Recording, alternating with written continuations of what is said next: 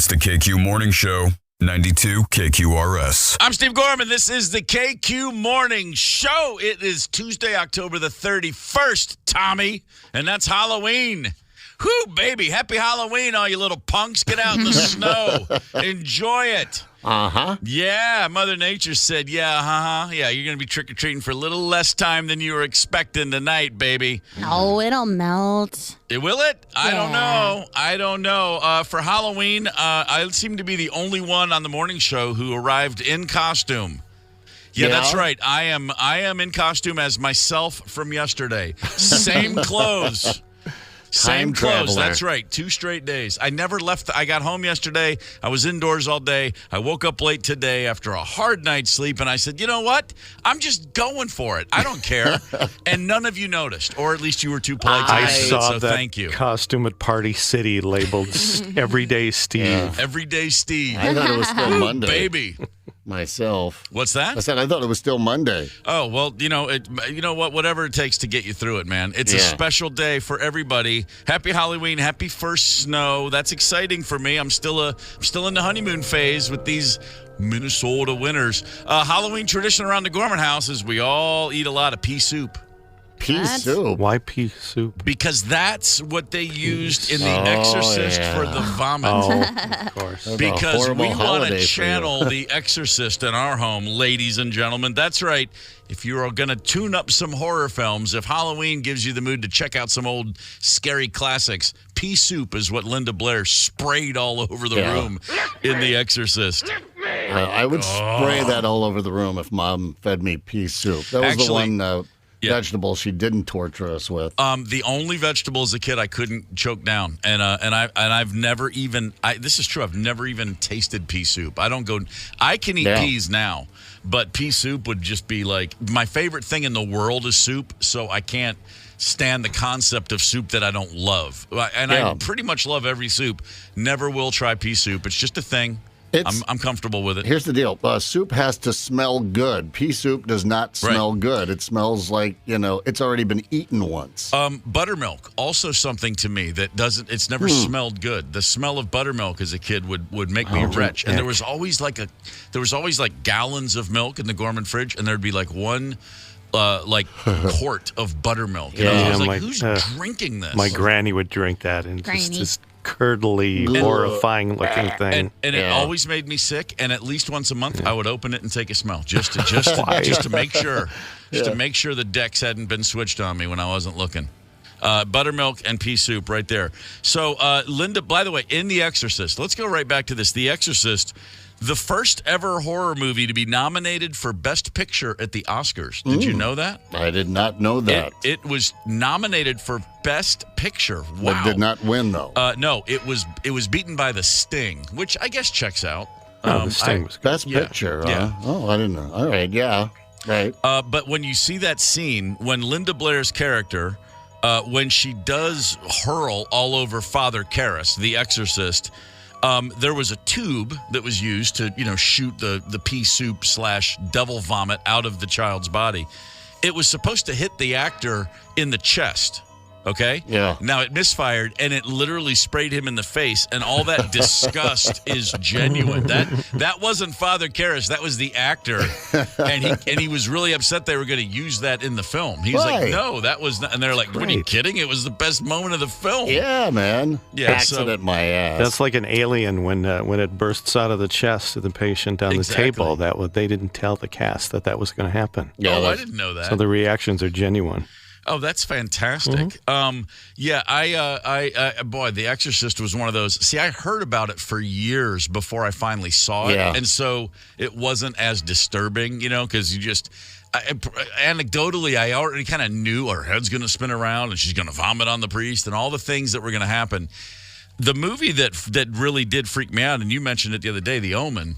Now, that was one I didn't have as much advance notice on. And watching The Omen, like on HBO, that was pretty chilling. Yeah, that one really got me. I remember my Uncle Frank, of course, always, and he had HBO. We didn't have it out there in the country, but he lived in Huron.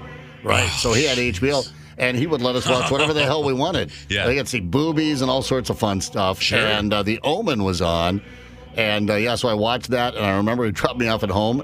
And I snuck downstairs and slept on the couch by Mom and Dad's bedroom because I was afraid those Rottweilers were going to get me. Wow. Yeah, the Rottweilers were something I was. I think it holds several generations of Americans were terrorized at the thought of Rottweilers because of that movie.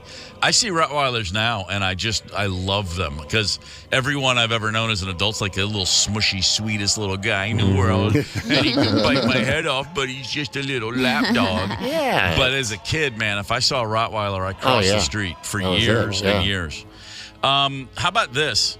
While filming Candace's favorite horror film, Scream, yes, the actors were never allowed to see the man who voiced Ghostface. Oh, interesting. Yeah, Wes Craven said, I think they'll be more realistic. The guy's name was Roger L. Jackson. He would hide on set and actually make the phone calls during scenes, but nobody had any idea who he was. Ooh, that adds up creepy. Cool. Who is he? I mean, was he in the movie then eventually? I mean, I know who the Scream guy was, but it wasn't the actor, right, that was doing the calls? I'd have to watch it to find out.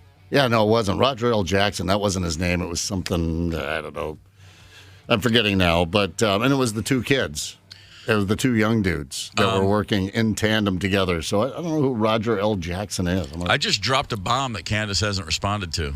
I'd have to watch it to find out. Never seen it, Candace. Scream? Yeah, never seen it.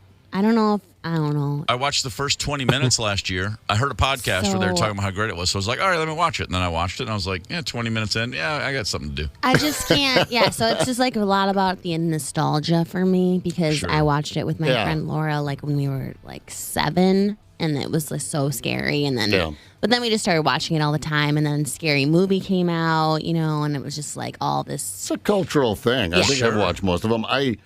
For me, it's the same reason I watched Friday the 13th one, hacking it up. We have snow on the ground, so naturally I'm flumming up. Chauncey's my inspiration. But no, I watched Friday the 13th Part 3. Really? It came out in 1982. Oh, in 3D. Yeah, in 3D. I saw that in the 3D. theater. Yeah. Are you serious? That's right. Oh, yeah. It was so bad. It was idiotic. Horrible. Laughable. By the way, do not Google Roger L. Jackson. Okay. It's just the face doesn't match up like those voiceover guys, like radio people. Right. He doesn't look nearly as cool as he sounds. He doesn't look threatening, terrorizing. The movie Psycho, which is of course iconic from 1960, still a movie that if you've never seen it, if you don't know much about it, there's a jarring moment or two, specifically that moment. How about this? It's the first American movie that ever showed a toilet being flushed. Scandalous. Yeah. You know the first television show that held a toilet being flushed? Yes, Hill Street Blues. Incorrect. Archie Bunker, sorry, wasn't it? I was trying. Yeah. All in the Family. It was, All in the Family. All in the Family. That was it. Did they show a toilet, or you just heard the No, sound Archie effect? was upstairs. Yeah. Archie! The library. You clonked it up again. Hold on, that's a pretty good. What's her name? Judith. Yes. Edith. Judith. Enid. It's been a while. That's a pretty good Edith, Tony. You got any more, or is that just a one-off? I think that's all she ever really said. Yeah. Archie! Greatest picture ever, Gene Stapleton, is her all in leather at Studio 54. Have you Hello. ever seen that? Oh, yes. You can Google it. She's out raging in leather gear I'm not seeing it. while shooting All in the Family. It's like, whoa, Gene, honey, Kinky. don't take that back to Queens. Good Lord. That's all right, good a lot stuff. of great Halloween crap to get into today. All right, we're getting into Halloween crap. We've got a Hollywood report for you here at 6:30. Mike Evans checking in. Hang tight. It's the KQ Morning Show, 92 KQRS. I'm Steve Gorman. This is the KQ Morning Show. Happy Halloween. It is time for the Mike Evans Hollywood Report. Good morning, Scary Mike. Hey, good morning. Good morning. How you like my costume, dressed as a Hollywood reporter? What do you think? Huh? Pretty strong. Pretty strong. You better put on galoshes. It's snowing over here, brother. Yeah. So, are you a big Halloween guy? Yeah, pretty much. I mean, I enjoy it as much as the next guy. Will you go out tonight? Will you just stay home for trick-or-treaters? God, no. No, I'll turn the lights out and put on a movie upstairs. Snowing out there. I'm not going to open that door for a bunch of punks. No, there you go. Well, happy Halloween to everybody. We get a lot of trick-or-treaters at our place, yeah. Hey, it is Halloween, but it's also Tuesday. That means Marcus is proud to announce once again the Value Tuesday, $6 for any movie, all All concessions 20% off, and don't forget there's some really good places to eat. The Oakdale Cinema, the South Bridge Crossing, the Rosemont Cinema. Marcus, great place to be on a Halloween night. Nice. I'm doing something a little different today. Two movies that I really want people to know about, so I'm going to do them both today. Please bear with me. The first one is in limited release on Friday. It's called Rustin. It's the biography, history, drama, an unbelievable true story about the civil rights leader named Bayard Rustin. Okay. You know the guy? Nope. In 1963, the Great March on Washington, D.C. took place, and while Dr. Martin Luther King took the credit, it never, ever would have happened without Dr. King's right-arm man, Bayard Rustin, who spent years planning this whole walk and arranging the whole walk. He fought all the odds. He went against threats against his life. But as soon as that first thought of the dream of the walk on Washington, he told Dr. Martin Luther King he would make it happen, and he did. Wow. He'd make it happen. You know about the walk. And then Dr. King fired him because he was gay. Oh. He went on to run the Parks and Recreations Department in the United States. It's just a great man. And this movie is produced by Barack and Michelle Obama. Fair enough. Yeah, it's the first movie from their studio. Right on. And heads up, another movie that is going to be huge. This is going to be an all-time Christmas classic, Steve. Okay.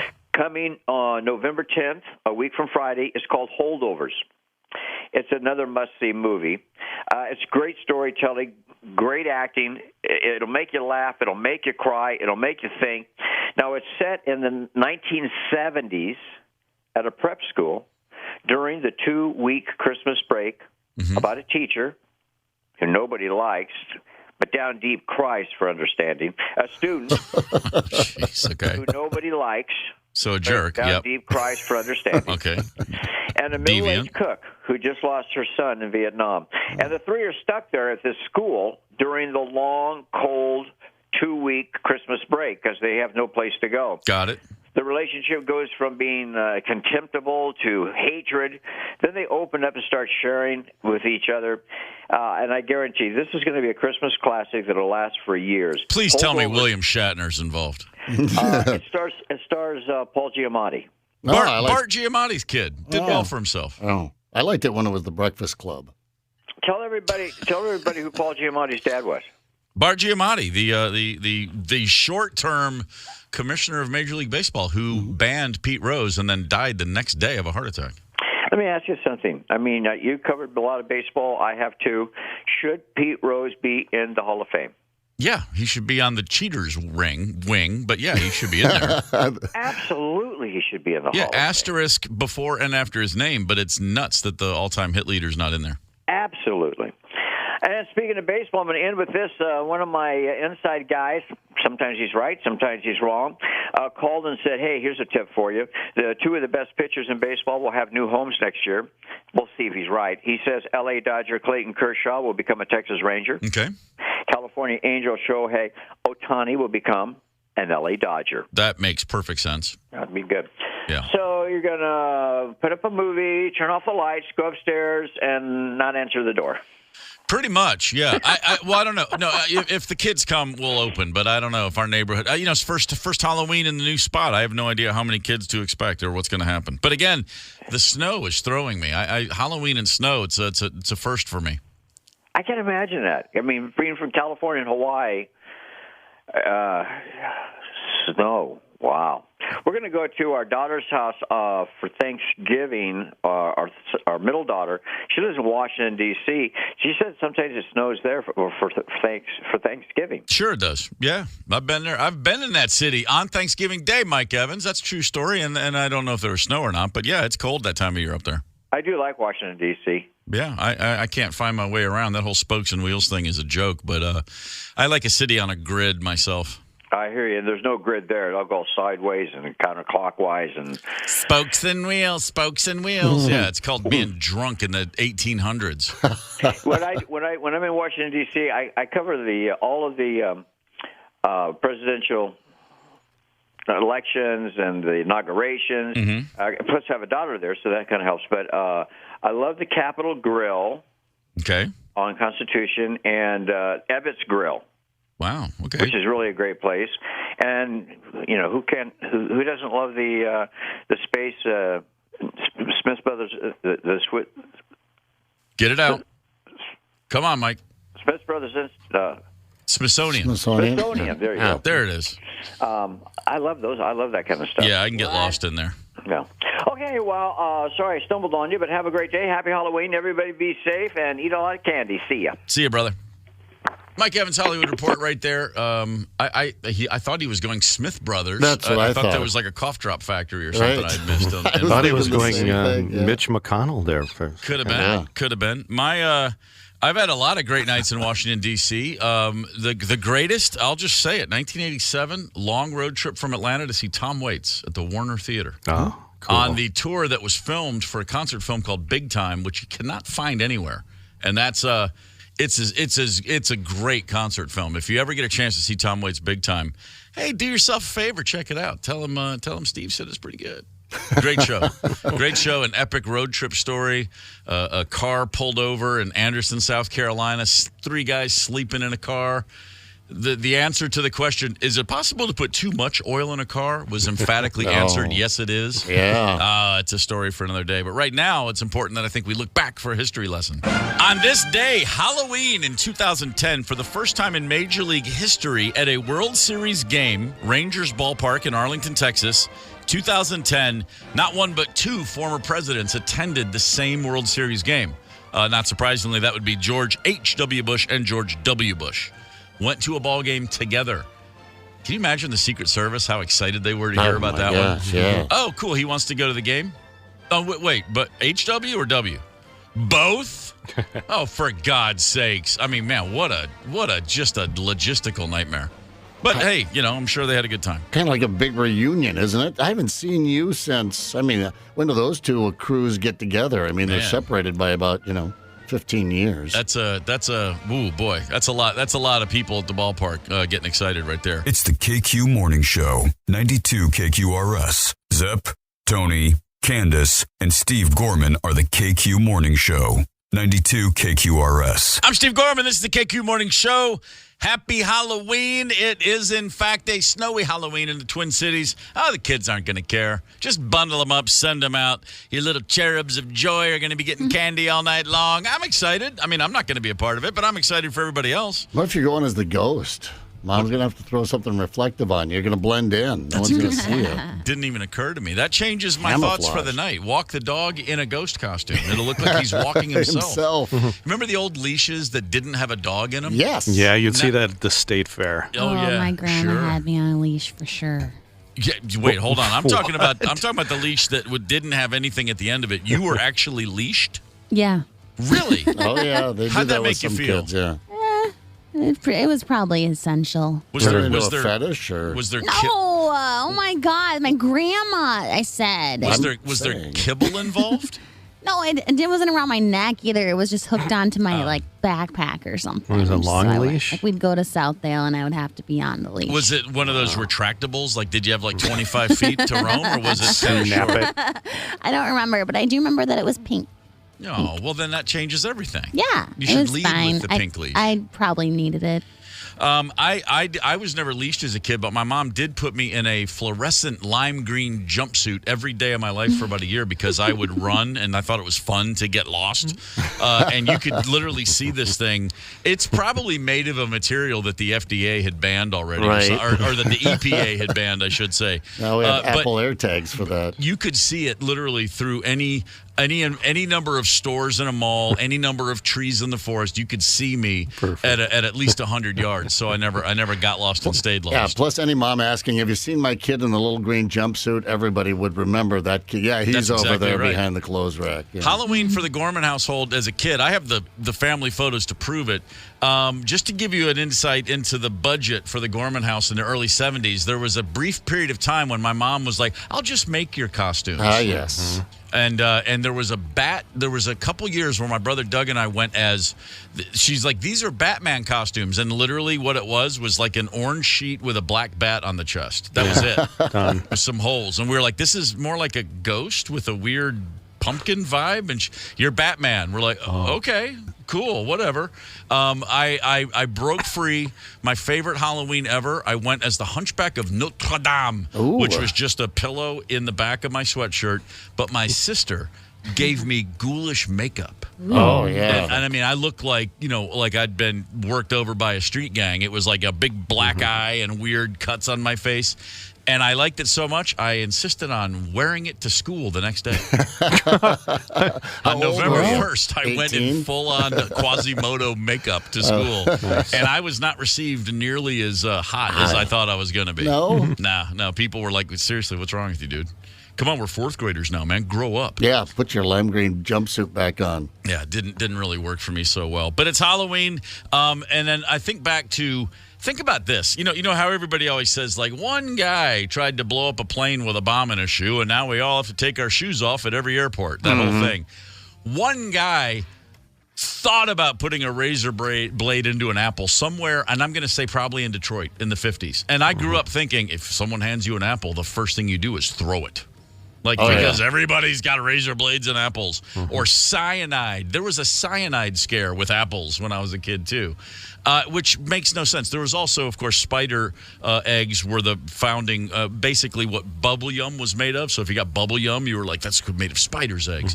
All these things that happen in life. There's always the one house in the neighborhood. You're like, that guy's weird. That family's weird. Don't go get Halloween candy from them. Right. And usually you grow up and realize, they were actually the nicest people in the world. Yeah. Somebody said it. Yeah, someone said it because they were so mellow and they were so loving and accommodating that they must be weird. Right. But anyway... I heard it this morning driving in on one of the national news broadcasts, NBC or something like that at the top of the hour, was talking about... Now, make sure you go through. There are X-ray machines that you can take your kids' candy down to that are open until midnight. God. And, the big things now, of course, are, fentanyl. The word they're going to be handing out fentanyl instead of candy or THC-laced gummies. If you know anything about anyone who does drugs...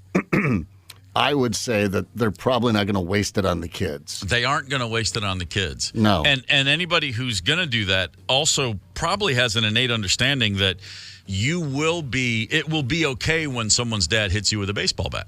You just don't do that. That's not the sort of thing that happens. Right. So for all the talk of that weird old guy, there was a dude in our neighborhood in Kentucky, and he had a couple of statues in his front yard, just like garden pieces, not a gnome, but one kind of looked. Maybe it was actually like a Buddha or a Buddhist statue. One may have looked kind of Krishna. It just looked from another part of the world, and so of course. We never got candy from his house. And then at some point, my brother goes, what are you talking about? That guy has like full-sized Hershey bars. Nice. We're like, wait, what? That guy? The crazy guy? Oh, the full size. But there's one woman in Fargo, North Dakota that kids are wary of with good reason. We finally found the one house to avoid for Halloween candy. And it's not that far away. How far? What's the drive to Fargo from here? A few hours. 4 hours? Yeah, something like that. Okay, well, if you're thinking about taking your kids trick-or-treating in Fargo, steer clear of one specific woman in one specific neighborhood. And we may even, I don't even know how to explain this. This is so mind-boggling. She's been identified as Cheryl. And Cheryl will not be passing out candy on Halloween. Do we have audio of this woman explaining herself? Yeah, she sounds young. They just had her voice on a local television station up there in Fargo. Thank you for adding the Ghostbusters music. I'm not dressing it up. Here's Cheryl. Well, really, I just want to send a message to the parents of kids that are really overweight. And, it's just these kids, I can see them, and they're struggling to stay healthy, and they want to play with the other kids, and I think it's just really irresponsible of parents to sort of send them out looking for free candy just because all of the other kids are doing it. Yeah, Here's the deal. She's handing out candy, but not to kids that she thinks are too chubby. They get a note. A note that says, you are probably wondering why your child has this note. Your child is, in my opinion, moderately obese and should not be consuming sugar and treats to the extent of some other children this Halloween season. My hope is that you will step up as a parent and ration candy this Halloween and not allow your child to continue these unhealthy eating habits. It probably sounds better in the original German, as they say. Fight the good fight, Cheryl. Can you imagine?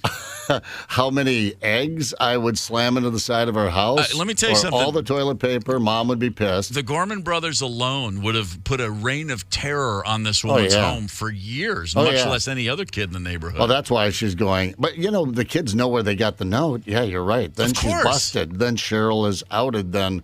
Once that happens. You're standing at someone's door and you're saying trick or treat, and you're with a kid, and she says, okay, pick 2 out of the pumpkin, and your friend picks a Reese cup and an Almond Joy, and then she looks at you and says, here's a note for your parents. Fatso. Can you imagine? Pokes you in the tum. Yeah, I mean, what's a good slimming costume to wear in Fargo this year? Were they stripes? Are they slimming? Oh, my God. Vertical ones. Yeah. Man, I tell you what, someone needs to. I wouldn't say. I'm not saying you want to. What's the word? Vandalize this woman's house. Right. But I'd understand it. Yeah. I mean, come on, man. That's just mind-boggling to me. Which? Few lessons along the way you miss, Cheryl. Like how to get along with human beings and stuff. Yeah, right. Let me put my nose in your business. Let me tell you about raising your children. Yeah, I have a feeling Cheryl doesn't look like a runway model herself. I'm just guessing. I can't imagine how many times the what do you call it? The ding dong ditch would be happening. Yeah, for sure. At Cheryl's house over the next year, and and revenge being best served cold. I mean, we would have waited months and then just started the prank calls alone. Of course, I'm putting this back in the day before caller ID. The prank calls would have started. The things you mail to her house. I mean, just think. This is what I would have done as a kid. I would have thought this. Okay, every time my mom grills steaks, all the fat we cut away, let's just save it. Let's just save all that that's fat. Good. That's good. For weeks and weeks and weeks, and then just put it in a burlap bag and mail it to her. Mm-hmm. Oh, my God. We would have just gone berserk with ideas how to torture this woman. Yeah, I mean, she's kind of a godsend for the pranksters, really. That's what I mean. She's doing everyone a favor. Not even Mom's going to lecture you. Leave poor Cheryl alone. She's going to be like, get her. No. Never liked her anyway. Oh, that's think about how many moms and dads are marching to Cheryl's house tomorrow after they get that note. Holy smokes. Got to give her credit. I mean, if you're going to put your neck out there, I mean, put it all the way out. You know what I'm saying? Okay, so we mentioned earlier in the show some great, crazy things about horror films, like we didn't know, like The Exorcist. Linda Blair's character very famously vomits on the priest. That's pea soup coming out of a tube. It was actual pea soup, which is, that would probably make me vomit too. Nasty. So don't know that Linda Blair actually ever put any of that down. None of the actors or actresses in the movie Carrie were actually high school age. Like the entire prom, everybody in Carrie that played high school students, every one of them was in their 20s. And by the way, that was always the way it was back in the day, which led me as a high school student to really, I didn't understand that when I was probably 9th or 10th grade, that everybody playing in 9th or 10th grader was actually 21 years old. I'd go to high school every day and go, why do the girls look like this in my school? Why don't they look like that? And why don't I have any hair on my body? I was just so confused. I thought that's what they all look like out in California. I'm like, wow, out in California, they mature. See, exactly. I thought the exact same thing. Or in France, especially. Good girls in France grow up really quick. But speaking of horror films and great Halloween moments, do you remember, you won't, Candace, maybe you've heard of it in hindsight, but when we were kids in 1975, a made-for-TV movie called Trilogy of Terror with Karen Black. Oh, yeah. With the little the warrior, the mini warrior. Yes, like an Aboriginal, tiki doll looking thing. You see him every once Karen in a while Black. when you're on vacation. Yeah, it was beyond traumatizing as a kid watching this. The Trilogy of Terror. It debuted in March of 1975, so it wasn't Halloween, but it was just a horror film. They're like, let's put this on TV. Okay, here's how it was to be a kid, clearly, because I doubt any of us are going to remember this. We all immediately think of that little doll attacking an adult woman and how scary that was. Now, this was called Trilogy of Terror. It was 3 short horror films The first two, if you read the description online, are all about weird, deviant sex. And a twist of a terrible, horrible twist involved. That all went right over my head at 9 years old. All I knew was that little tiny doll attacked Karen Black. Right. The first two, one's about a teacher who's being drugged and then having all these sexual interludes with all of her students. I don't remember that and one. the Remember second, that one. I know. And the second one is about two sisters having a sexual relationship. That was on ABC television. I'm watching it tonight. And what did we all think? That little doll attacked the woman. Right. That all went right over my head. Don't Had remember no idea what either was of watching. those two. And we're always thinking, I could take the doll. Just, Yeah. Nobody crying out remembers. loud. Nobody on earth remembers the first two. Which, if we saw now, we'd be like, I can't believe that was on network television. No, it was just all about that little doll. Just she opens the door and it comes in screaming. Oh, it was terrifying. I remember it was in the oven. Oh, she locked it in the oven because she was trying to burn it up and then open the oven and was that the end? Fast, too. You just pissed him off like that. Yeah, right, exactly. Like, don't shoot Mongo. You'll just piss him off. That's what that was all about. But the lesbians you mentioned. Yeah, I mean, yeah, exactly. Like, wait, what? Yeah. It was insane. And a school teacher having relations with all of her students. That's the first one of those movies. I mean, like, and we watched it. I watched it in my house with my family. And, like, no one said, maybe Steven ought to go play with his G.I. Joes right now. Right. And the 70s were wild. They were wild. And think about trick-or-treating. I mean, now, you talk about being on a leash with the kids. Oh, yeah. You know, especially if the kids are allowed to go out after dark, that is. Now, once they get into the teen years, I think they let them run the neighborhood a little bit. But, you know, we certainly didn't. But our kid, we were gone for days, I think, trick-or-treating. Our parents had no idea where we were. You were just gone. No, you waited. When I was a kid in Maryland, there was a certain amount of the sun behind a certain tree. You know, you got out before it was fully dark, but you didn't want to go too soon because you had to be cool. And yeah, it was just hours of completely untethered malfeasance every year. Just glorious. Our kids in Nashville growing up, they didn't go out on their own with just their pack of friends. 5th grade was the first year we would let them go, but we lived in a very small neighborhood that was like a grid. It was like, 3 streets that way, 4 streets this way, pretty obvious. But they could only go out, but they had to be with a group of friends. And it was 5th grade was the first year. And of course, knowing that, man, when I was in 5th, I was going out in 2nd grade as a kid. But I was a little nervous about it. And I was like, I shouldn't be nervous. Get over yourself, Steve. This is stupid. But watching my son and his 4 boys take off as the Anchorman cast, as 5th graders or whatever, it was kind of like, man, this is weird. They're just out there on their own. I know. Wild. You wanted to watch them, though, didn't you? You wanted to kind of just be at a distance watching them. My dad there in Woolsey is just one main street, okay? Mm-hmm. So he'd drop you off at the end of town. On the other end of town was one of the bars. Bear's Corner, it was called, was one of the bars. That's where the adults or the old men went, down there to Bear's Corner. He'd be down there at Bear's Corner, and you would just zigzag back and forth across the main street all the way down, about, a half mile to 3/4 of a mile, to get to the bar. And then you'd walk in the bar and I'd be like, nope, all right, guess I better get him home. But of course you ran all over you went up to the high school and screwed around and then when you got a little bit older, we had people would rob candy. The older kids, the teenage boys would come take about half your candy. Oh yeah, rite of passage. Yeah, and you'd tell Dad, they took like half my candy. Yeah. And you still have half, right? All right. That's right. Yeah. Chris Stevens. His nickname was Grub. You had to look out for him every Halloween. Grub's coming. He was like Omar Little in our neighborhood. Grub coming. Frickin' Grub. That was him. By the way, it is Halloween, but let's talk about something else here really quickly. A nationwide survey suggests or says that 11% of Americans admit that they've participated in sexual activity, not in a car, but while actually driving in a car. Yeah. While the car's moving. Right. To which I say, what are the other 89% of you doing during your teen years? Are you kidding me? Only 11%? How they're lying. Gotta be. Yeah. Everybody, it's just those years when you're doing it like every microsecond you get a chance. You're not going to do it tooling down the road. Of course you are. It's one of the first boxes you're going to check. My God, speaking of boxes you're going to check, you couldn't even, in high school, you couldn't even get into an elevator with your girlfriend without, like, we're going up one floor? Okay, let's make out. Closets everywhere. Just countertops, 651-989-ROCK is the KQ Talking text line. I keep meaning to say that, and it just slips my mind. We're having so much fun ripping through Halloween stories here today. But if you got anything you want to share with us, as always, feel free.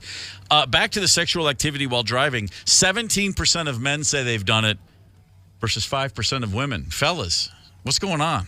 Do you need someone else? We're practicing? Well, I mean, what guy hasn't to a long road trip, just...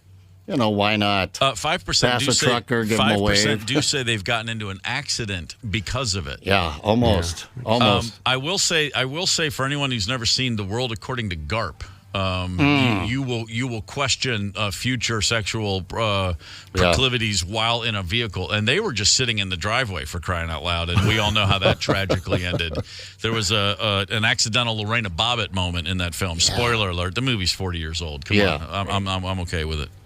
But that's a bizarre one. 10% of women say they have put on makeup while driving. Lie. Every woman I know has put on makeup while driving. Yeah, why? That's what. Stop. What is it with these surveys? People don't want to because they're what's the word I'm looking for? You don't have to get registered to do a survey. Just be honest. Yeah, we don't know who you are. You're anonymous. Thank you. Yeah, it's anonymous. So, why? We know that these are common behaviors. 54% of people say they sing in their cars. Yeah. Oh, of course. What if you don't? Wail away. How can you not sing in the car? I'm just saying. These things, I just got to wonder why people want it. Yeah, like you said, what are you keeping the cards close to the vest for? And by the way, how do you even get who answers the phone and answers poll questions anymore?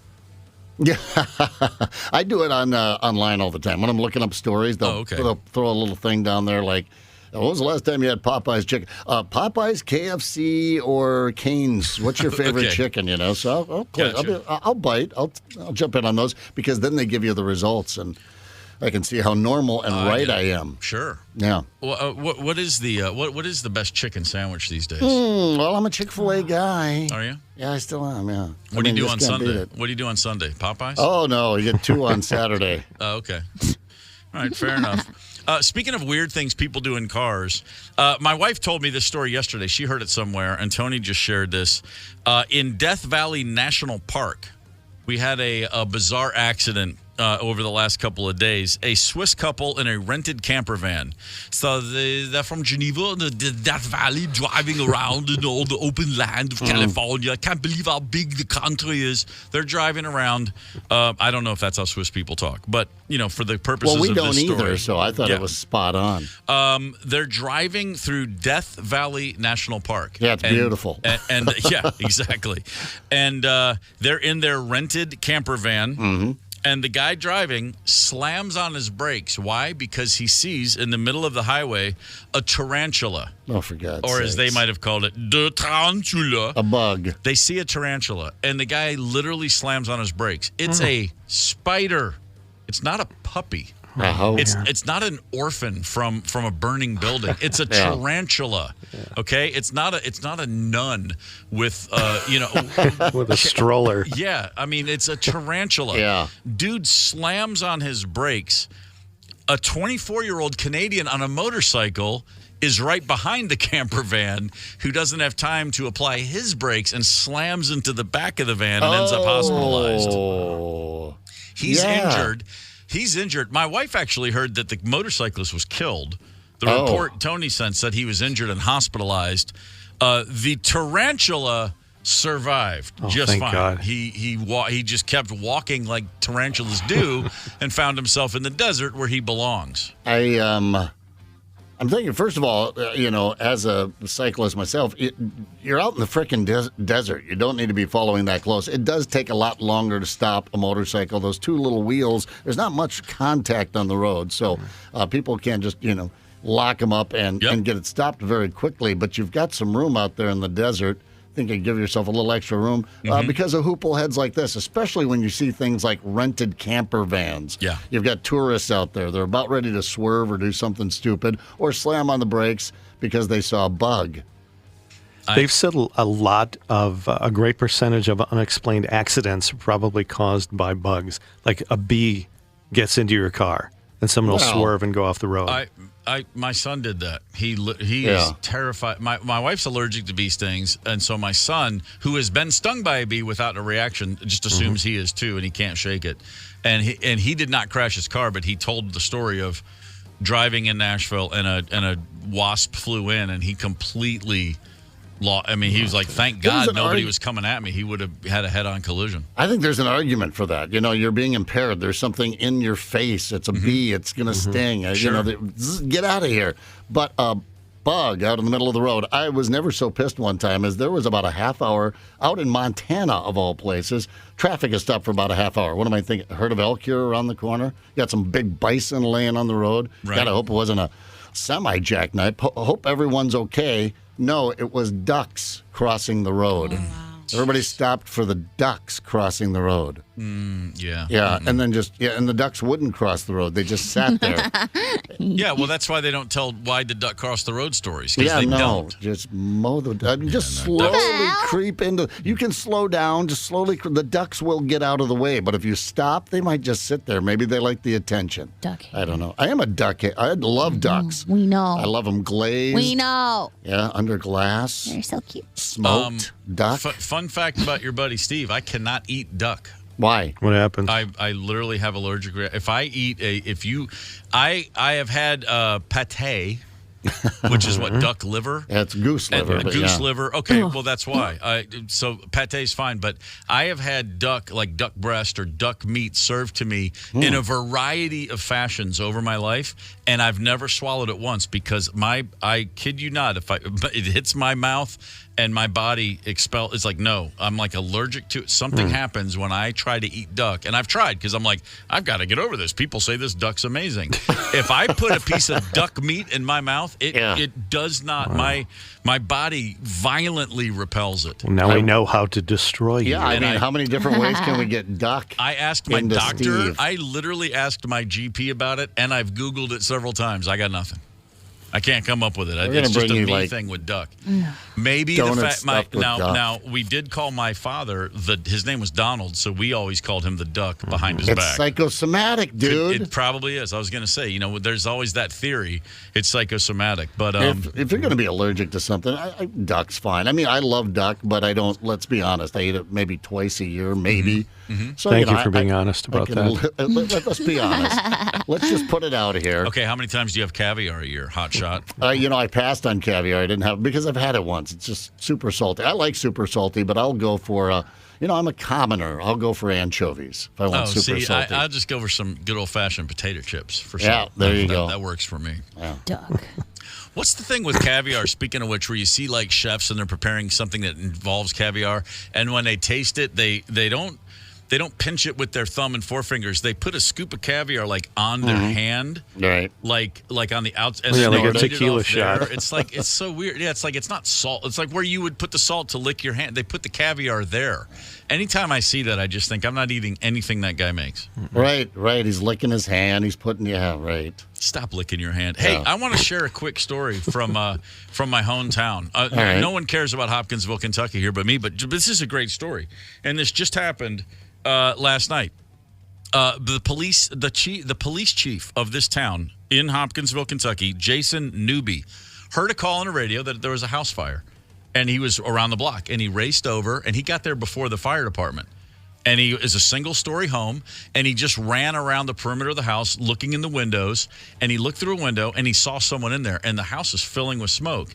And he slid the window open, and he said there was a woman on the ground laying there, and he said, "Can you crawl to me?" And she said, "I don't think so." And he went into the window, and it was a woman who had fallen out of her wheelchair. And he dragged her to the window, picked her up, and pulled her out of the house as the flames were rushing. The fire department gets there, and the fire chief is pulling this woman out of a window, and then he's got full of smoke himself. They're both coughing.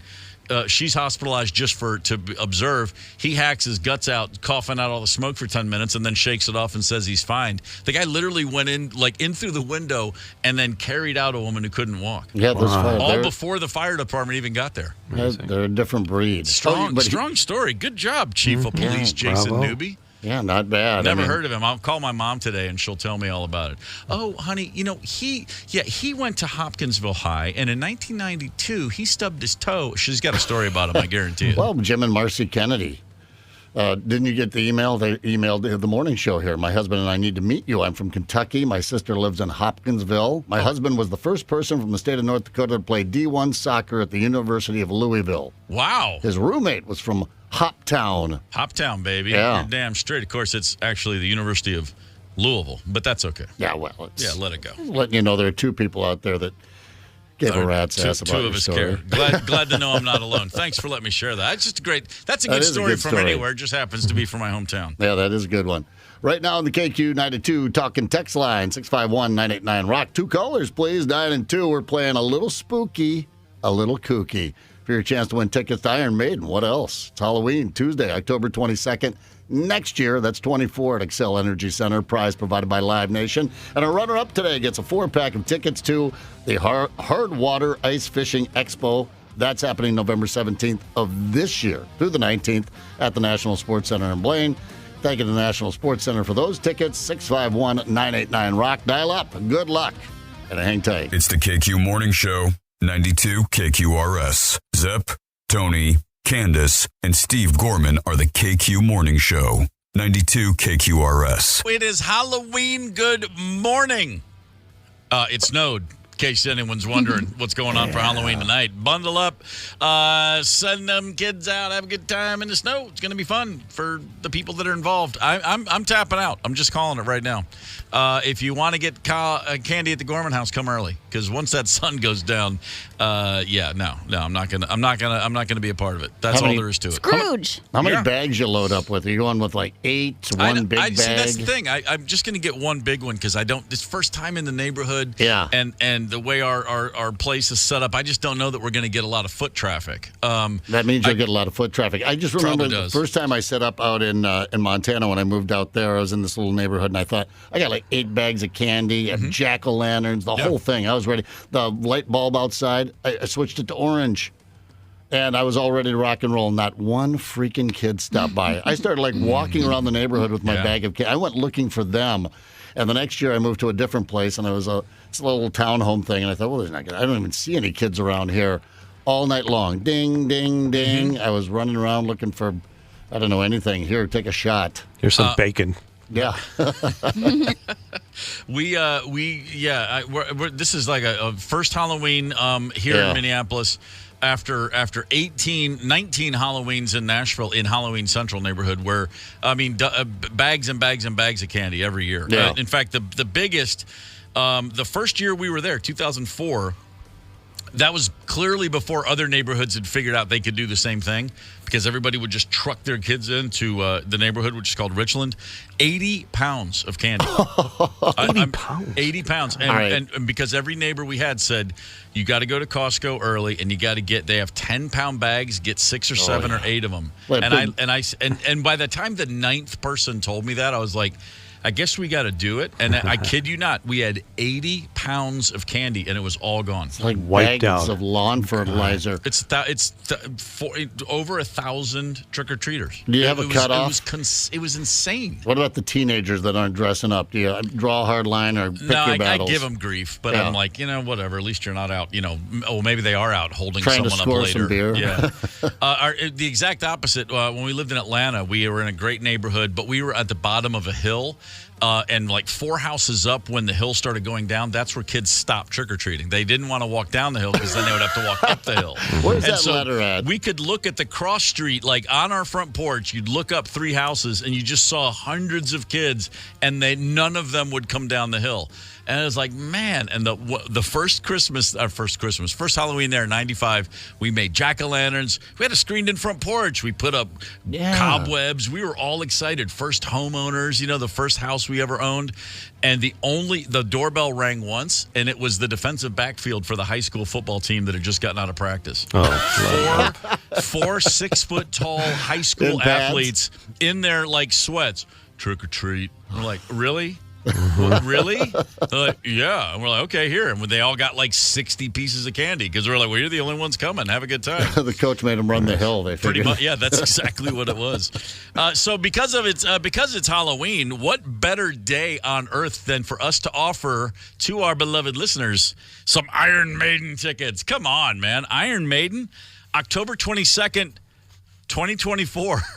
I still can't believe it. The hills, baby. 355 days from now, Iron Maiden is playing the XL Energy Center literally in just under a year, but we're going to give you tickets today because, you got to get yourself ready for that.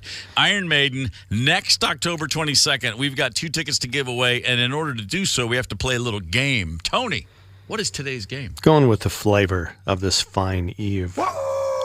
I bet you're good and scared, huh? You're gonna be scared right out of your pants or dresses or whatever you wear.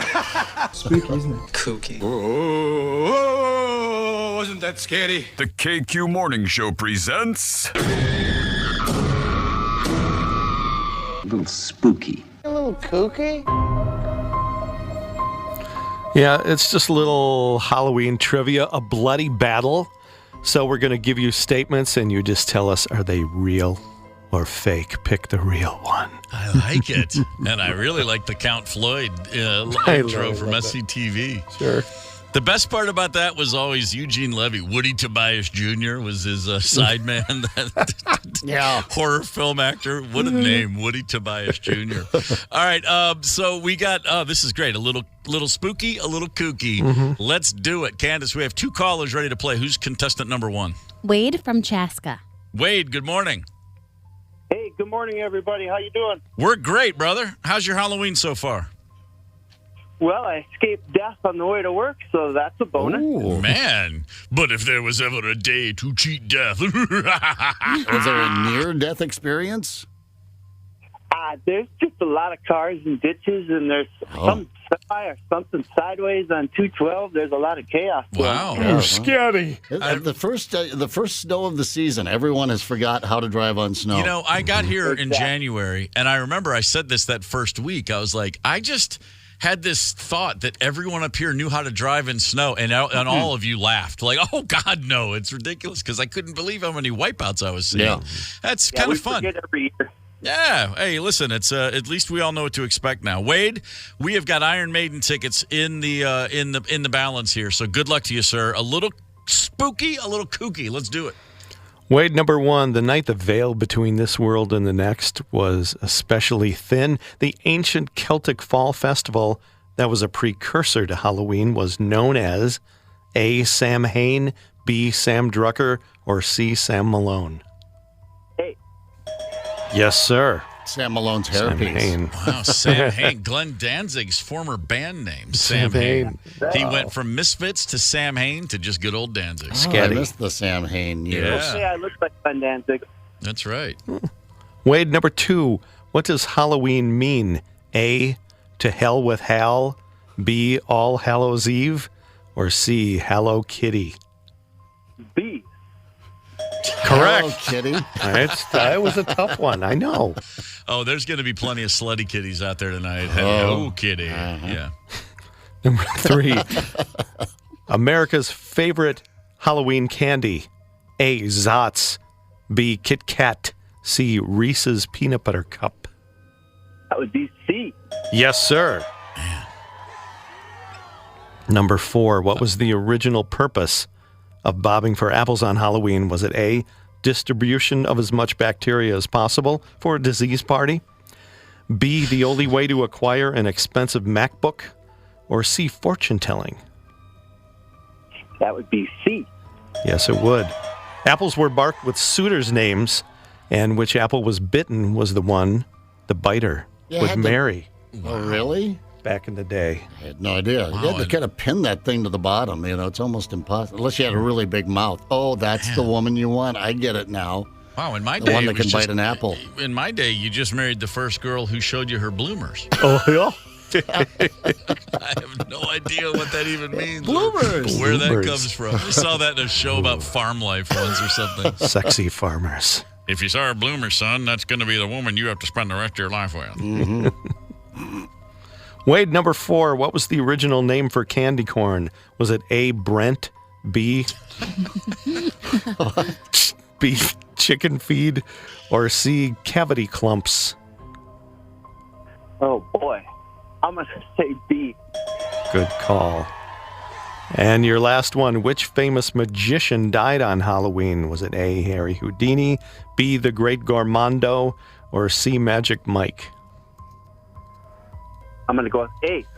Yes, you did very well. Great Gormando is appearing at 7th Street Entry, I heard, on November 10th. With his band, his magic band. Wow. Wade went 6 for 6 as if it was, literally just rolls out of bed and goes and hits for the cycle. Well done, sir. I don't get anyone excited, but Cavity Clumps is still available as a web address if somebody wants to snag that bad boy. Is it? Cavity Clumps. Come on, man. That's strong. All right. Well done, Wade. Hang on for a second. We're going to see what contestant number 2 has in the chamber, as they say. Candace, who is contestant number 2? Heather from Rosemont. Heather, good morning.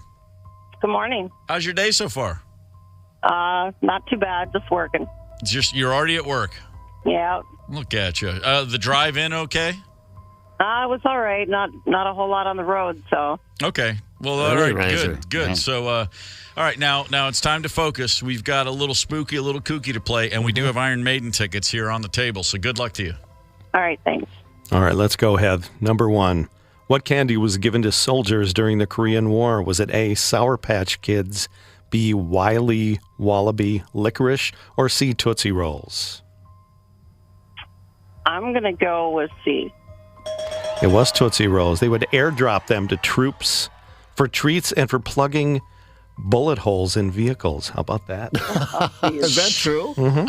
That makes sense. I know some of the grandma would, have those 6-year-old Tootsie Rolls that you just suck on for an hour. I missed that MASH episode. Surely they referenced it somewhere along in 11 seasons of MASH. Heaven number 2, and it's the Great Pumpkin Charlie Brown. Who does Linus mistake for the Great Pumpkin? Was it A, Peppermint Patty, B, Drew Carey, or C, Snoopy? A, Peppermint Patty. Oh, I'm sorry. For Cripe's sake. Oh, my goodness. It was the Snoopster. Yeah. It was too long ago. It was a while ago. Man. Oh, Wade got them all right. I knew I wasn't going to make it through. Oh, no. That's not the attitude. If you start thinking about what you're going to do when you lose, you've already lost. Some coach said that once. Who didn't know Are you what he a was life talking coach? Is that what you're doing at work right now? No, I work in a warehouse. Heather, we're playing for pride at this Right. point. Let's go. Let's All wail right. through. Number 3, the mask that Michael Myers wears in the original Halloween movie was a cheap store-bought mask of A, Richard Nixon, B, Maury Povich, or C, William Shatner. Richard Nixon. Oops, I'm sorry. It was my Shatner. gosh, William is Shatner. Captain Yeah, Kirk okay. from Yep. Star Trek. Yeah. So scary. Number 4, what's a technical word for a werewolf? Is it A, T.J. Hawkinson, B, lycanthrope, or C, camphophonique? B. Yes, it is B. And the last one, who wrote the classic book Frankenstein? Was it A, Mary Shelley, B, Shelley Malika Wilkes, or C, Shel Silverstein? I'll go with C. I haven't read it. Oh, I'm sorry, it was Mary Shelley. Wow. Frankenstein. All right. Well, Heather, great effort. Congratulations, Wade. Oh, isn't that nice? Heather, Oh, hey, you did by the great. way, Heather, you're not leaving empty-handed. Nope. We got a 4-pack of tickets to the Hardwater Ice Fishing Expo, November 17th through the 19th at the National Sports Center in Blaine. Go get them, sister. And then, Wade, you are the winner. Next October 22nd, Iron Maiden at the XL Energy Center. You've got almost a year to fit back into that Iron Maiden T-shirt from 1981. Good luck to you, sir. Yes. You know who I am, apparently. Yeah, of course. Congratulations. Thank you Any both one of for us, calling right? in. I've got an old Terry Bradshaw T-shirt Mom bought me in high school. I still have it. Sure. It's a little tight. I've got here and there. a sleeveless pink English Beat T-shirt that I honestly I wore that thing for years in the 80s, and it probably maybe could fit as a bandana now around my head. Right. You're Maybe. wearing it under your clothes right now, aren't you? I wish I was. I have an old really Black do. Oak, Arkansas T-shirt. Yeah. Really? They don't make Yes. those anymore. Jim Dandy, Right. indeed. No kidding. Tony, Wow. it's Halloween. I know you have something up your sleeve for Halloween. Oh, yes. Well, we're hoping you did the right thing this Halloween and properly vetted the source for your pumpkin before bringing it home. Practice sensitive scaring this year. A message from Caring Vines. When you carve a pumpkin, does it feel pain? How do we really know? Hi. At Caring Vines Orchard, we nurture every pumpkin as individuals, unique in their own way. We interview prospective adopters to make sure our little orange babies are going to a good home. We have a renovated tutor with a screened-in porch where they'll be on display, but protected from the elements. Sounds lovely. Thanks. No knives will ever touch their tender shells. The precious pumpkins from our orchard are decorative, unlike others. Maimed victims exploited for a holiday created to scare and frighten. I want a jack-o'-lantern. We don't say that here. Sounds like jerk, and that's pejorative. You're a jerk-o'-lantern. Well, your costume is common and pedestrian. What? A princess. Really original. Hush. Welcome a Caring Vines Orchard pumpkin into your home. Our pumpkins come with a promise. We don't carve, we covet. Pleasant Halloween. Oh, my All the word. best. You've outdone yourself. Bravo. God, it's just the demented mind of Tony Lee. Isn't it? All right, we have an interview here at 8:30. We got to get along. History Channel's Pawn Stars back on the road. An all-new season of Pawn Stars Do America. We'll have the man himself, Rick Harrison, joining us at 8:30. Hang tight. It's the KQ Morning Show, 92 KQRS. I'm Steve Gorman. This is the KQ Morning Show. Happy Halloween, one and all. Pawn Stars has been on the air since 2009. Over 600 episodes. That is mind-boggling. Rick Harrison, the man behind it all, is now with us on the horn. Rick, good morning, sir. Good morning. Great to talk with you. Your new series, Pawn Stars Do America, you guys are finally taking this show on the road, and that includes, in fact, a visit to the Twin Cities that you've already shot. When you walk into a pawn shop anywhere in America, it must be like the Pope has showed up, right? I definitely get recognized. Even him. Got the hat, the shades on, everything like that. Everyone recognizes who I am, yeah. Of course. Because I used to get some break. Now every time I want to buy something, they think it's too cheap or something. They don't want to sell it to me. That's what I was going to ask. I mean, you had a long run. You started in the pawn shop business, a family business, as a kid. You were just under the radar, going in, getting good things at a good price, haggling, doing it all. It must be impossible now for you to get an honest, straight-up haggle with anybody. I literally, before I had the show, I would fly around the country to, go down to Florida, places like that, and just ship back a couple $1,000 worth of stuff because I'd find deals on stuff. It's incredible. I mean, what, and then now, of that, people bring me a lot of stuff. Yeah, I'm sure. So, how was your time here in Minneapolis? Did you guys find any great stuff? We did. I'm trying to think about the year has been kind of a blur. I mean, I think total this year I spent 160 nights in hotels. Whew. Yeah. But we had a good time in Minneapolis, bought a lot of stuff. The people were great. It was actually a really good time.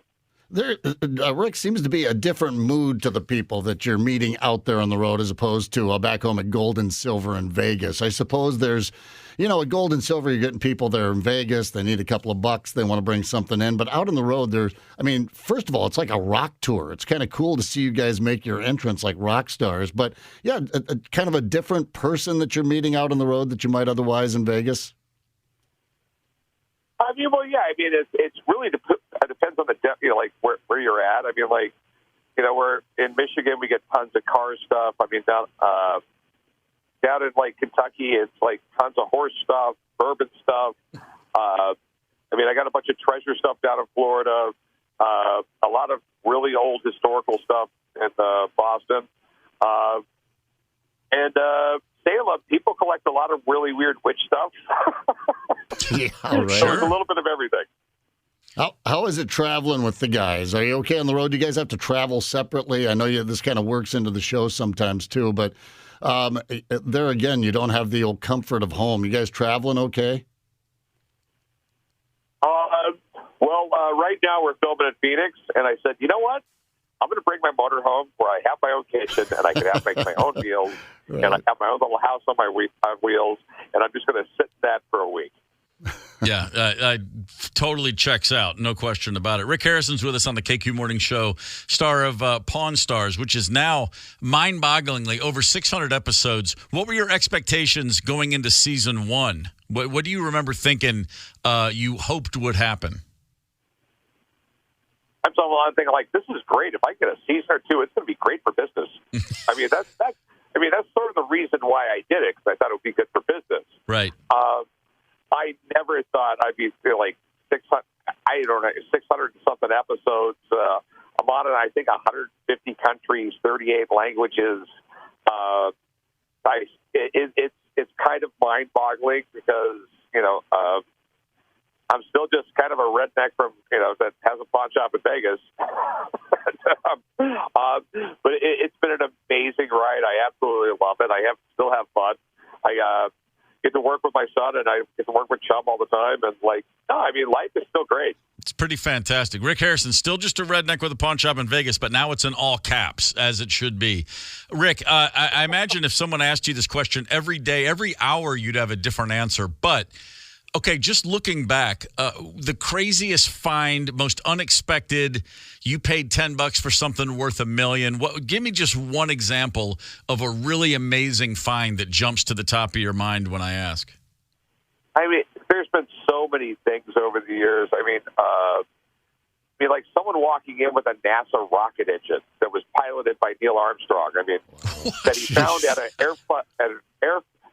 he was at an Air Force auction in California. He paid like $100 for it because no one knew what it was. I mean, it's a small little rocket engine that was on the lunar lander. It was on the lunar lander practice vehicle that Neil Armstrong flew around. I mean, I got a Viking bracelet that's 1,200 years old. I got Roman swords. I mean, it just never ends. I mean, it's bizarre. I mean, I could think probably 100 different things. Is there a holy grail? Is there something that you haven't found yet? Like anything that you think to yourself, I still got to find one of these? No, not really, but I get the holy grails all the time. I'm like, I get stuff walks in the store all the time that I have no idea that I really, really need. Wow. Hey, Rick, season 2 now out on the road. We mentioned you make a stop in Minnesota, Minneapolis. Now, you kicked it off here recently down in Texas, Dallas, I know. So that episode, do you know which episode the Minneapolis episode is in the 2, 3, 4, 5, 6, 7, 8? I do not. Okay. I don't know what order they're airing about. But what time of the year were you here in Minnesota? Like 2 months ago, 3 months ago. All right. Well, the weather was nice. We filmed it. We filmed for like a week in Minneapolis and like a week in St. Paul. Oh man, fantastic! That's really great. Rick, tell me this. Your store in Vegas. You said when you first got the show going, you thought this is going to be good for business. And I know this, but I've forgotten the numbers. You had to expand greatly. How big was your shop before the show started on History Channel? The shop itself, I really haven't expanded, but like I had to expand the offices. Then I built a shopping center next door. Right. A barbecue restaurant. Yeah. And we went from like 100 people a day to sometimes as much as 3,000 or 4,000. Unbelievable, man. That is absolutely fantastic. And so it makes sense, of course, you would finally take this thing on the road. So you're in Phoenix today. Is this your last stop for the season, or do you still have a few more cities to hit? I still got, I think we have one more city after this, and then we're going to film for Vegas in a week or two. So I still got like another month of filming. And then we're going to get a couple months off, and I just signed for season. I mean, I'm not even sure the season number anymore, but I think it's season 21. Well, you got 600 down, 400 to go. Keep it going. At least get $1,000. Get 1,000 episodes in, man. I mean, make it a nice round number. Rick, I know you got to bounce. We appreciate you calling in, brother. Thank you. Thanks for having me. You got it. 600 episodes. Yeah, it's kind of mind-boggling. And I was wondering, and I watched it for years. And if I'm channel surfing and it's on, I watch it. I'll stop down and watch it. But I love the idea that they're taking it out on the road. I really want to see what happens here in Minneapolis, what kind of items people bring them, and if they hard sell them a little bit. Mm-hmm. I get a feeling they buckle here in Minnesota a little bit. Oh, okay, I'll take whatever you're willing to offer. You say so. You got to haggle him, You got to really work him. 600 episodes. That's like soap opera territory. Yeah. well, actually, it's not. Guiding Light put up 15,000 episodes, actually. But, the point is, that's the thing I like about it is he's like, yeah, this will be cool for business. I can probably get a few more people in the shop. Yeah. He was literally thinking, I got to bring cameras in here. We got to come up with kind of a storyline, I'm sure. And again, 2009, which in terms of a show like this, that's like the dark ages. That's so long ago. But to imagine that now with all that, I just think about putting together one episode of a show. What's involved with the number of people in that crew and the editing and the shots and then the getting the sound right, getting the light right, getting that customer's terrible. Maybe the next guy will be better. Blah blah blah. 600 times, and he's like he said, just a redneck who owns a pawn shop. Incredible. What a run. Yeah, no kidding. I mean, he's living the life. I'm not a haggler myself. I've never been good at it. I don't have that gene on any level. I mean, and there were great flea markets in Atlanta we used to go to down by the airport. The first weekend of every month, there was this massive Lakewood flea market. And, I got I still have it, a 1938 Philco stand-up radio, old school, you plug it in, you just AM radio from the day. It's a beautiful piece. And I paid like $150 for it 30 years ago. But I brought it home, and one of my brothers said, you can get that thing for $40. I'm like, what are you talking about? He's like, what do you mean you paid $150 for this thing? But I had no idea. I was just like, yeah, it's from 1938. What do you mean I'm supposed to? He's like, you don't go to a flea market and pay the price. Yeah, but and I try to haggle him. I just don't. I don't know. There's something missing in me about that. I was in one outside of Atlanta one time. And there's just some stupid little tchotchke who wanted 75 cents for it. I thought, what the hell? I'm like, you take 50 cents? He goes, if I wanted to sell for 50 cents, I would have put down 50 cents. Oh, man. He sent me on my way. No haggling there. Hell no. He didn't like the cut of your jib. He did not. Oh, I have friends City boy. They go out to haggle. That's the whole thing. I don't even think they care if they get it or not. There's a flea market down in Elko, It's huge. It covers acres. Yeah. They'll go down there, and they have a lot of albums down there. I like to go down there. You can buy, unlike going into maybe a trendier record shop in the city, which I love many of them. I'm not, but, you're going to pay a few bucks for a good used Bob Dylan album. But you go down there, and they're like, oh, yeah, we got Bob Dylan's whole catalog there along with Johnny Cash for $1.50. Sure. And I'll go, what? And I'm exaggerating. So I just pay it, and I take it. My buddies are like, you could have got it for half that. You're not going to haggle? I'm like, it's a really good deal. But you could have got a better deal. But I'll just take the really good deal and be happy with that. But, yeah, they get pissy if I don't haggle. My Uncle Larry over in Detroit, legendary haggler, loves, just a life of garage sales and flea markets. And he'll have a stack of hundreds in his left pocket, but his right pocket, he has like $13 all balled up. And that's what he goes to his pocket and he pulls out, drops a single on the floor. And then I got $7. I got $7. The guy's like, it's $20. He goes, I got $7. Yeah. And he'll just walk away. And the guy like, come on, meet me at 12. And he'll go, hang on, let me see if my son will give me an extra $5. He just loves the performance of it. And I don't know, man. I'm just like, I just don't have that much time to, I don't know. It's just weird. It freaks me out. Yeah, it's a skill. Yeah, it is a skill, and I'm much happier. I could do it if I were playing the part of a haggler. I could go, but I just don't feel like I can be me doing that. I just don't. I don't know. I'm going to get taken advantage of. So screw it. I'll just give you what you ask. You're going to win. Let's just cut through the middle and get to the end of it. Yeah. Keep that in mind. I've got some things I want to unload here. Sure. Bring my garage sale right in here to the radio station. Lay it all out on the table. Well, what do you do when you have a 90-year-old mother that requires constant attention, and you're in charge of her, you're her only kid, and it's comes time to rob a bank? What do you do? How do you get both accomplished? How do you watch mom and rob a bank? One Pennsylvania man figured that out. We have his story at 9 o'clock. Hang tight. It's the KQ Morning Show, 92 KQRS. Zep, Tony, Candace, and Steve Gorman are the KQ Morning Show. 92 KQRS. I'm Steve Gorman. This is the KQ Morning Show. Good morning, Halloween family, friends, and folks. It's a special day, and so, of course, we got some snow for it. But the kids are going to be out today. It's a wonderful day. Does anybody go to work in costume?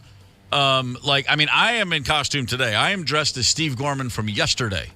I am wearing head to toe. Smell. I'm wearing head to toe every single thing I wore yesterday. I left here yesterday. I went home. I didn't go outside once. I figured, what the hell? I woke up late. I'm like, it's all clean enough. Now, we're not breaking a sweat on this job. I don't care. Heavy lifting. But I did think about that because I also saw today deodorant sales are up post-pandemic because people are back in the office. Simply put, we all got real comfortable wearing the same stuff for days in a row. Yeah. I learned a very terrible lesson during the pandemic by wearing the same thing a few days in a row. And it was during those early days of the pandemic when I, like everyone said, I'm going to get in great shape. I've got nothing to do but work out. And there's a great greenway in my neighborhood, and I was doing power walks and then starting to actually jog again and move around. And there was a couple, 3 days in a row maybe, where I just wore the same workout gear. Yeah. Literally, I don't know what I was thinking. And Those are the teen years, man. I gave myself, in my mid-50s, for the first time ever, a case of jock itch. You savage. 3 years ago. I didn't know jock itch. I honestly wasn't sure it was a real thing. There were commercials, man. I know there were commercials. I knew Athlete's Foot was real, but I didn't know jock itch was until I got it. And it was, I kid you not, 8 weeks of pure hell. Oh, my God. It took forever to go away. Damn, man. Yeah. This was after a couple of days. Are you sure it wasn't a couple of weeks? Might have been. Those early, what I call the gamey months of the pandemic. That's a lot of ointment. And so it really is. And so I now, on my day 2 in these clothes, I'm freaking myself out. And I will be taking a long hot shower after the show today. Just letting everybody know. 2 women in my life that were awfully pissed off they had to start wearing bras again. They were complaining about that a lot. Because they went braless there for about 2 years. And then so it was like, and it does seem like an awful contraption to have to wear around, I guess. I don't know. I just, I would imagine so. I can't speak to it. I don't think you can. I don't know. Candace? I mean, I haven't worn a bra since 2020, so. Well, fair enough. All right, so that was Did you burn them all? Was this a political thing? Did you burn them? Well, no, I guess I wear something, but I just don't, like a bra, like a classic bra, there's like an underwire and. Well, there's options now, like sports bras and tops, right? Bralette is what I wear. A bralette. Yeah. A bralette. Bralette. Huh. Okay. It's adorable. So cute. Oh, that's awfully cute. More lazy, but. Like a tube top? No, Zep. Don't try and guess. I miss tube tops. Tube tops were cool when I was growing up. The tube 70s tops and bell bottoms. The 70s tube top scene was really, in retrospect, really pretty special. It was just kind of incredible. That's like it was like some dudes convinced a whole nation of women that looked okay. Wow. Yeah. Oh man, put a that was mushroom wild. patch on the rear pocket, and away you go. Completely insane. So, Zep, you teased us with some malfeasance from Pennsylvania. You mentioned a 90-year-old woman in a bank robbery, and now I'm all ears. Yeah, this guy robbed a bank with his 90-year-old mom in the car. Picture that. You're in the car with your mom. I'm thinking, Ma Barker thing going on here. No, she had no idea he was robbing the bank. Oh, come on. Yeah, he thought he was just going to roll on out of the bank here, hop in the car with the money. Mom just took a little withdrawal here and fled from the police. It's actually a pretty good cover because I'm picturing. Okay, my mom, Imelda's 95, and if I went home to my hometown and picked her up, and I said, "Hey, Mom, we're going to run some errands." Yeah. And in the middle of going about whatever she needed, I just stopped off at the back. I guarantee you, if I could pull off the heist, get in the car, she didn't know. She'd be my best defense if I were pulled over because she would look at the cop and go, "Officer, are you crazy? This is my son. I wouldn't let him rob a bank." So I get it. That would have worked for Glenn Allen Makshevsky. Oh, it looks like it's pronounced. That would have worked, except that he got into a high-speed chase. Oh, my God. Mom. Officers took him under arrest, but he had his 90-year-old mother with him in the car. We brought her in also. She was released later that afternoon. We had to send her home by Uber because there was nobody who could pick her up. I've never seen anybody hold up or steal with their 90-year-old mother in a car. So, I wouldn't take my mother on a crime spree, I can tell you that. Oh, there you go. Wow. The police chief wouldn't go on a crime spree, would he? But anyway, yeah, so I don't know, thought he was going to get away with it. Maybe he thought it would be a good cover. Maybe she was behind the wheel and they were only going 15 miles an hour down the shoulder of the road. I don't know. I'm seeing this name, Glenn Allen. Yeah, Mukshevsky. And it's a small town. So, when word gets out, people are like, Glenn Mukshevsky. They're not going, I wonder if it's, do I know a Mukshevsky? No, if you know a Mukshevsky, you know a Mukshevsky. Yeah, those Mukshevskys. Oh, that's got Mukshevsky written all over it. Yeah. Not that I could spell it, but yeah. Now who's going to take care of Mom? Oh, that's fantastic, man. Boy, can you imagine that? Like, you're 90, your son, he's 56, and you're thinking, I got this one wrong years ago. I mean, still, that's... Bad seed. Wow. She thought she'd keep an eye on him, but he snuck in a bank robbery on her. That is really, really, really fantastic. So Halloween does officially kind of kick off the rest of the holiday season. Oh, yeah. Some folks, you already do see some Christmas stuff in the stores, but now it's about to go full tilt, both Thanksgiving and we're just on a downhill run right now. So with that in mind, there's already sort of holiday gift guides. I'm already getting spam emails and crap in the mail, come to Restoration Hardware for this sofa the size of a battleship. No, I'm cool, thanks. Are you sure? By the way, quick off-ramp. Went to a Restoration Hardware recently for the first time in at least 20 years. Boy, did you remember Restoration Hardware in the 90s? Mm-hmm. It was like stuff you could use in your house, in a normal house, like cool leather chair that looked like from an English library. Okay. And then you had like a cabinet with great knobs.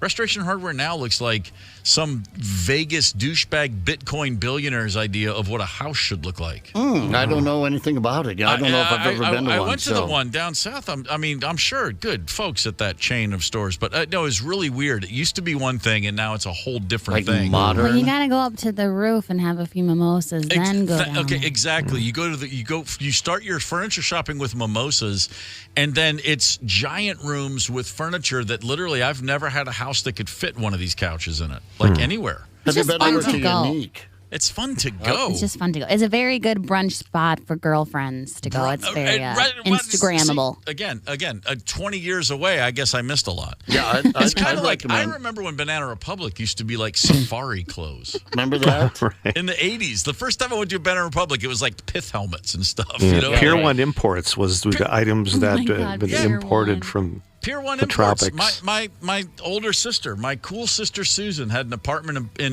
Washington, D.C. with all this cool stuff from Pier 1 Imports. Yeah, now it's back in throw the day. pillows. Yeah. No, what about Unique? Have you guys been into Unique? You can walk around there, the one over in St. Paul anyway, and carry a beer, and they won't even kick you out. Where is that? What's that? Unique. Okay. The thrift shop? No? A thrift shop with beer? No, I mean, you have to smuggle your own beer in. Oh, okay. Yeah. All right. I was going to say, back in the day. More my speed. Golly, draft beer at a thrift store back in the day would have been, you're spending 50 cents on a dress shirt and then 35 cents for a red cup of beer. That would have been good living. No kidding. But anyway, speaking of holiday gift guides, our Gwyneth Paltrow's Goop, they've released their 2023 holiday gift guide, Goop. Gwyneth Paltrow did announce recently she is 2 or 3 years away from removing herself from public life, which begs the question, what are you waiting for? Yeah, what? Why the delay? I don't understand. A 2-3 year lap on this deal? What is supposed to happen that hasn't already happened? Is there a level of fame you still have to check off before you then go into hiding? I'm just, maybe she's going to go on a crime spree like the guy in Pennsylvania with his 90-year-old mom. But anyway, whenever that happens, Gwenny, we'll miss you. But the Goop holiday guide right now, there are some really, really, really ridiculous items. There's a champagne saber for $199. Like a sword? Open the bottle? It's a tiny little sword that you open champagne bottles with for $199. I mean, you just chop it with the sword? I don't even know. That's a slice. Have you seen videos of people doing that and they never do it correctly? Yeah, when you try to slice it and then the cork flies into your nanny's face and then you have to pay her off not to sue you. And then as you slice to the right, like your butler takes it on the forearm. There is a Louis Vuitton baby wardrobe trunk, a wardrobe trunk for your baby, which costs $73,000. The baby would appreciate it. Yeah. Your Lexus to remember, or a baby trunk. Which one do you want for Christmas? There is also a 6.8-inch, 24-karat gold G-spot vibrator for $15,000. $15,000? Yeah. Is that how much it costs to hit the spot? I guess so. I'm sorry. I don't know. Sterling silver is more my type. It matches my skin tone better. I can't really get away with gold. Are you recording a lot of these? Is that the idea here with the skin tone matching? That translucent nature in gold is like, ooh, boy, does that clash. Yeah. She's got a pair of Chanel roller skates for $5,125. Not even roller blades. They're old school, huh? Yeah, who is still roller skating? I roller skate. Do you really? Yes. Do you have pom-poms on your roller skates? No, but they are cute. They have leopard laces. You good? Where do you go at? No. Where do you go? Around the neighborhood, and then okay. there's Cheapskate. There used to be the roller gardens, is where I used to love to go. But Okay, yes or no? Knee pads? Yes. Okay, good. Thank you. Helmet. Yes. Elbow pads? Yeah, I'm Backwards? Atta girl. I Can you go really backwards? can't stop. So that's what the walls are for. Yeah. Remember, they always had a wall there on one side that was about, rib cage high, and I just grab onto that thing, crash into it like a hard. hockey board. It's because I grew up on rollerblades, so I can stop in rollerblades. But roller skates, you have to go forward. Yeah, I grew up ice skating in Maryland, and then at 10 moved to Kentucky. And the first time I put on roller skates, I was like, well, this will be exactly the same thing. And it wasn't at all. And it was horrible. But it's fun. I moved to a town in 1975. I moved back to 1961, as far as I could tell. And the weekend at the roller rink was it, man. I mean, that was get on your your chic chic jeans and put on your, that's where all the young adolescent, the fervor was all at the roller skating rink. And I was the couple skates. And I was looking at it going, man, you guys, this is some country bumpkin ass living down here. That was a very frustrating time for me because they built the roller rink there in Huron, South Dakota. I'm a farm kid. We're 50 miles from this thing, so I get to go once a year for so-and-so's birthday party. But the town kids, you go there and the boys are, doing it backwards and they're discoing when they're doing it. One foot where they sit down on that foot and stick the other leg straight out. And I am, my feet are moving. It's like a Flintstones cartoon, but I'm not going anywhere. I'm just, trying to grab the floor or that wall. And it was a disaster. It was hard to meet girls. It's tough to look cool roller skating. Yeah, till I got those roller boys out on a football field. That'll show them. Yeah.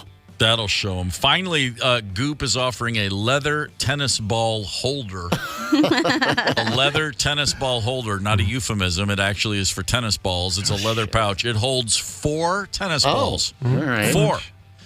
It's $350. All right.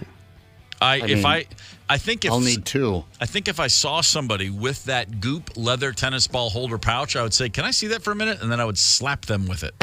That's good. That's considered a duel.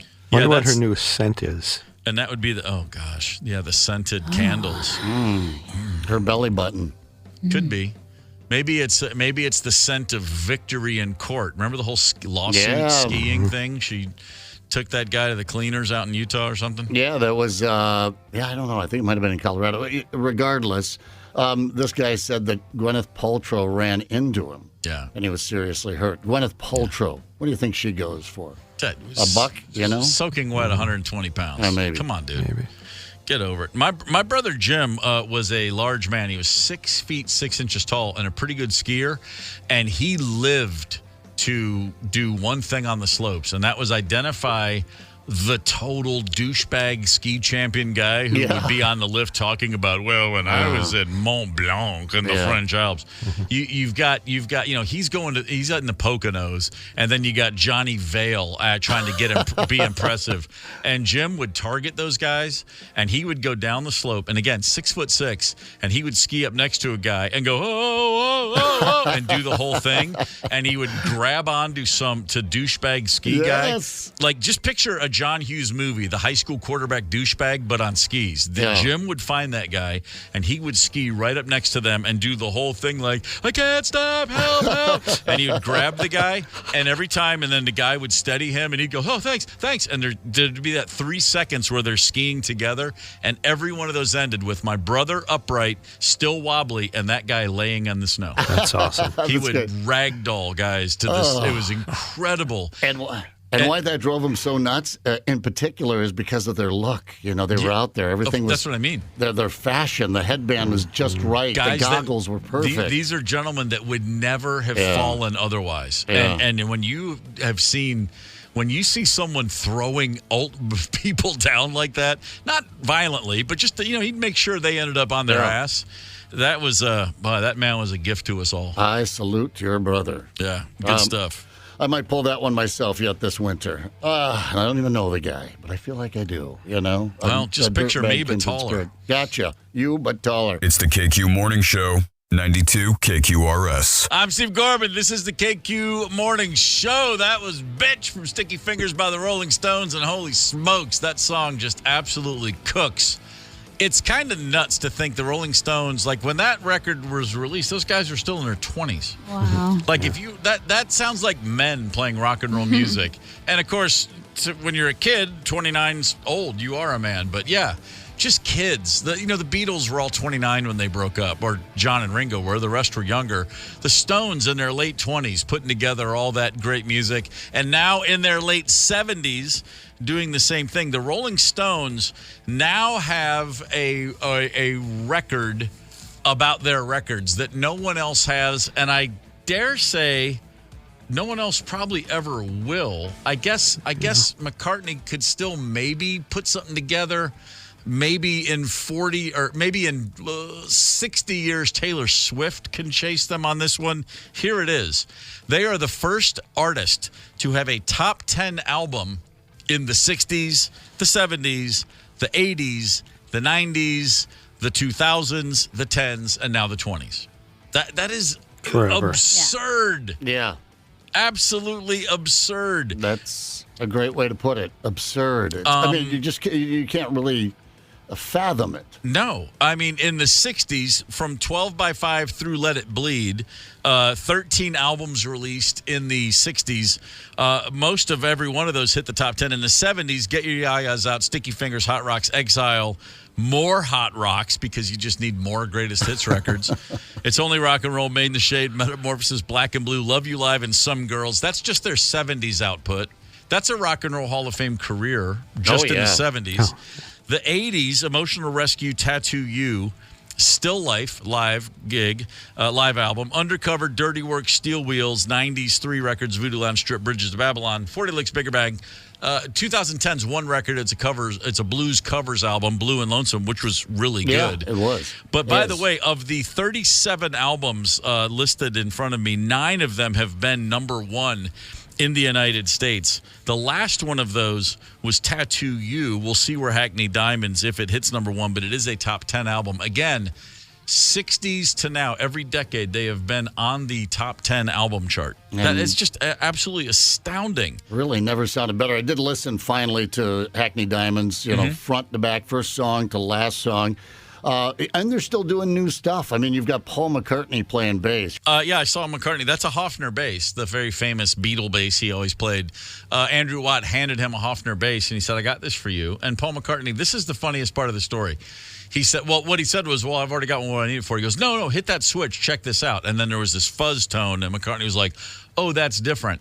But McCartney said, I've already got one. What do I need with another one? Because he's already got his one Hofner Beatle bass. Mm-hmm. And it's like, it's just still such a Liverpool kid thing. Like, well, why would I need another? I've already got this one. This one goes to 11. Charlie, check this out. Charlie Watts, of course, the drummer for the Rolling Stones. His drum tech for years was a guy named Chooch. And Chooch told me that on the Steel Wheels tour in 1989, the Stones had been off the road for 6 or 7 years. They went back out for Steel Wheels. And in 1989, this was a huge story that they had a new album and they were touring again, because for most of the 80s, we all assumed they were done. They pulled the plug in 82 and we thought they were finished. They come back on Steel Wheels. And Chooch is working for Charlie, and he told me this story a few years later. He said at some point Charlie's throne, the stool, the drummer's stool that the drummer sits on, one of the legs was getting a little wobbly, and Chooch replaced it with a new throne. Uh-oh. And Charlie was like, what is this? And he goes, oh, it's a new throne. He goes, why? He goes, because you said that one was getting wobbly. And he said, well, just fix the old one. And he said, well, I would have to kind of like I'd have to weld the two things back together. And he goes, okay. And he said, we had to call in one of the guys on the crew from literally one of the guys that builds the stage had to bring out like his welding materials and fix Charlie's leg of the throne. And then they sent the one they brought brand new. They sent it back. Because he's like, it's perfectly good. Why would you buy a new one? You're playing state. And then, by the way, the snare drum Charlie was playing in 1995 when my band was opening for the Stones in Europe. The head, the snare head, where you hit the head hadn't been changed in over 20 years. Oh, wow. I'm changing heads every gig.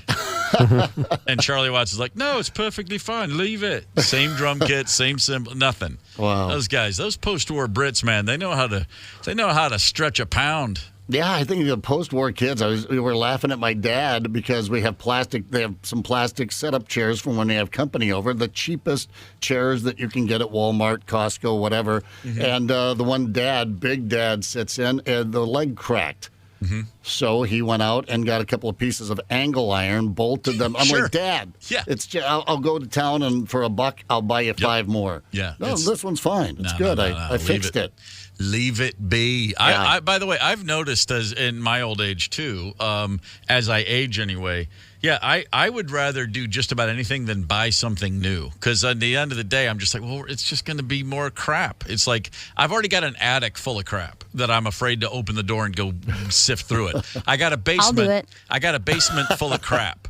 I got an attic and a basement full of crap. I got a storage locker full of crap. I just want to get rid of all of it without even looking at it, and it'd probably be easier for me. So, yeah, the idea of replacing like a chair, oh, God, please, no. I'm good. Just I one of these days, I'm just going to literally set up a hammock and be done. Yeah. Just give me a good rope hammock and a couple of palm trees. Yeah. I like looking through other people's crap. Do you? Well, I got a plane ticket to Nashville and a line on a dumpster if you want to make my life a lot easier. I'll go. I'm about ready to bring it on. It is Halloween, ladies and gentlemen, and 13 years ago in 2010, there was a World Series game on Halloween played in Arlington, Texas, the Texas Rangers. And both George H.W. Bush and George W. Bush attended the game. 2 former United States presidents attending the same World Series game. And all I would like to see is all the text messages between the Secret Service guys that morning when they heard. Oh, yeah. Which one's going? No, both of them. No way. Both? Come on. I mean, yeah, they signed up for it, but can you imagine the headache of getting two presidents into the same sporting event? What if you came out with the wrong Bush? Oh, gosh. That's a story for another day. The KQ Morning Show, 92 KQRS.